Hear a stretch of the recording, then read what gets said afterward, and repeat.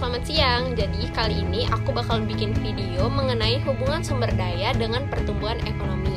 Dimana video yang kali ini aku buat itu adalah untuk pemenuhan tugas akhir dalam ujian akhir semester mata ekonomi lingkungan. Selamat menyaksikan. Sebelumnya izinkan saya untuk memperkenalkan diri. Di sini nama saya Deborah Uli dengan NPM 1813031049. Di sini saya akan membahas tentang latar belakang hubungan sumber daya dengan pertumbuhan ekonomi, di mana sumber daya alam itu secara historis merupakan faktor pengembangan penting untuk banyak negara. Namun terdapat temuan yang mengejutkan dalam literatur ekonomi yang menyatakan bahwa negara-negara kaya itu sumber daya alamnya cenderung memiliki pertumbuhan ekonomi yang lebih lambat dibandingkan dengan negara yang miskin sumber daya alam. Dalam hal ini tentu menjadi keterbalikan dari pikir dan logika kita, yaitu pendapatan sumber daya alam yang seharusnya meningkatkan investasi dan ekonomi pertumbuhan dalam suatu negara. Nah, dalam hal tersebut apabila diprediksikan dapat terjadi karena negara dengan kelimpahan sumber daya alam telah diikat dengan predator politik yang menyimpang sehingga dapat menghambat ekonomi mereka yang mengakibatkan pembangunan ekonomi menjadi terkunci dalam perangkap pokok untuk meningkatkannya ketergantungan pada sektor primer dengan semakin berkurangnya daya saing. Nah, dalam video ini terdapat 3 pembahasan. Yang pertama itu ada pengertian dan macam-macam sumber daya alam. Yang kedua itu adalah konsep pertumbuhan ekonomi, dan pembahasan ketiga adalah hubungan sumber daya dengan pertumbuhan ekonomi.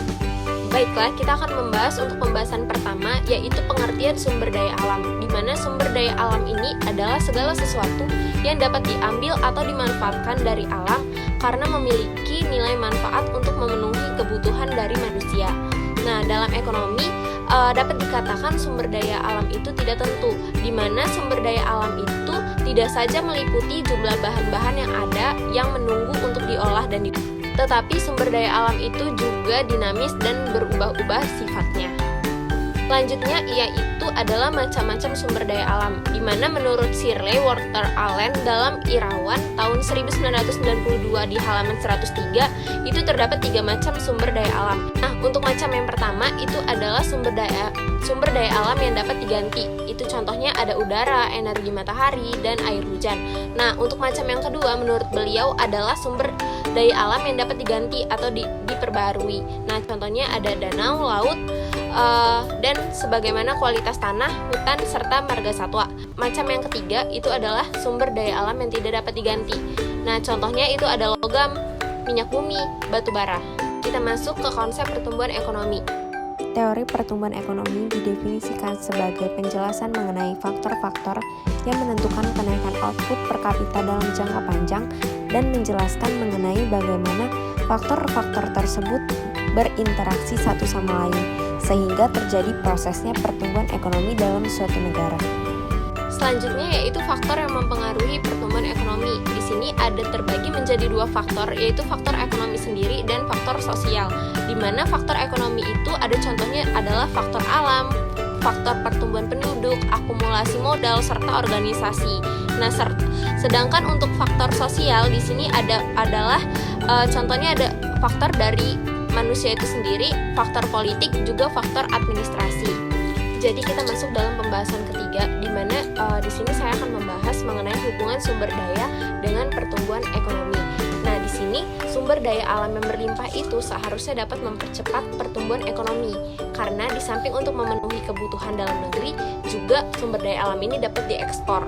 Nah, poin pentingnya di sini adalah bagaimana pengelolaan sumber daya ini dapat dilaksanakan dengan baik sehingga terciptanya pertumbuhan ekonomi yang berkelanjutan. Namun di sini ditemukan beberapa adanya fenomena yang negara dengan memiliki sumber daya alam yang melimpah jauh lebih rendah pertumbuhan ekonominya dibanding dengan negara yang memiliki sumber daya alam yang lebih rendah atau lebih sedikit.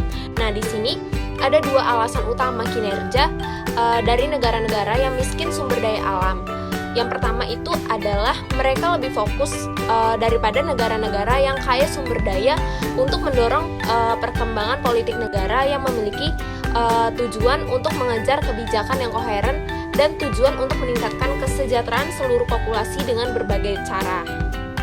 Untuk alasan yang kedua di sini adalah negara yang miskin sumber daya itu mendiversifikasikan ekonomi mereka lebih awal daripada negara-negara yang kaya sumber daya, seperti industri manufaktur yang kompetitif dan yang lebih penting efisien serta adanya investasi. Ketakutan akan pengangguran menyebabkan pemerintah yang mempunyai kekayaan sumber daya mempersilahkan pihak swasta pengelola sumber daya untuk memperluas industrialisasi atau memperluas layanan pemerintah. Yang keduanya itu cenderung digunakan tenaga kerja dan modal yang tidak efisien. Dengan cara ini, perekonomian negara yang berlimpah sumber daya menjadi terkunci dalam perangkap pokok di mana industri parasit dilindungi dan diperluas menyedot pendapatan dari sektor primer yang memiliki daya saing dan ukuran relatif akan berkurang ketika kebijakan pemerintah mengurangi insentif. Hasilnya adalah ekonomi melemah yang rentan terhadap terjadinya krisis ekonomi. Oleh karena itu, diperlukan peran pemerintah yang serius dalam upaya pengelolaan sumber daya agar penggunaannya dapat mendorong pertumbuhan ekonomi. Namun, selain itu, pemerintah juga perlu memiliki kebijakan mengenai pengelolaan sumber daya untuk meminimalkan kerusakan yang timbul. Dalam memanfaatkan sumber daya alam, jika dilakukan dengan benar tanpa membuat kerusakan adalah suatu manifestasi sebagai upaya dalam mencari rezeki yang guna memenuhi kebutuhan hidup agar menjadi sejahtera. Nah, aktivitas ini tidak boleh dilakukan secara eksploitatif, hanya saja dapat menguras sumber daya alam dan mencemari lingkungan, sebab akan menimbulkan kerusakan pada ekologi sendiri. Nah, itu dia penjelasan dari saya mengenai hubungan sumber daya dengan pertumbuhan ekonomi. Semoga video yang saya buat ini dapat bermanfaat dan untuk menambah pengetahuan dari teman-teman semua. Saya ucapkan terima kasih, selamat siang.